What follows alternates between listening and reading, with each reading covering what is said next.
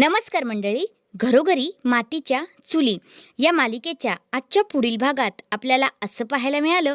आता ऐश्वर्या जानकीला विचारत असते, म्हणत असते, जानकी, जर तुझ्याकडे डायरी होती तर तू आईंना का बरं दाखवली नाहीस आणि का वाचून दाखवली नाहीस?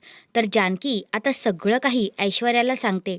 म्हणते, अगं ऐश्वर्या, त्या डायरीमध्ये काहीच लिहिलेलं नव्हतं.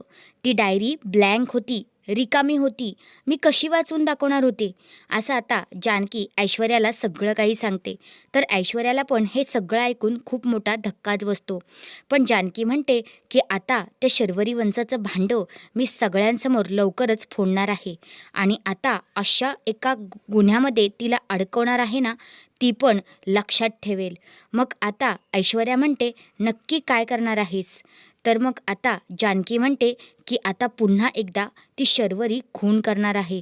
तर आता ऐश्वर्या घाबरते आणि म्हणते, काय बोलतेस? म्हणजे आता परत ती खून करणार? आणि कुणाचा? मग आता आपली हुशार जानकी ऐश्वर्याला सांगत असते आणि म्हणत असते की आता ही जानकी रणदिवे स्वतःच्याच खुनाचा आता खेळ रचणार आहे आणि शर्वरी यामध्ये अडकणार आहे. तर हा आहे आजचा पुढील भाग. तुम्हाला कसा वाटला ते कमेंट करून नक्कीच सांगा. धन्यवाद.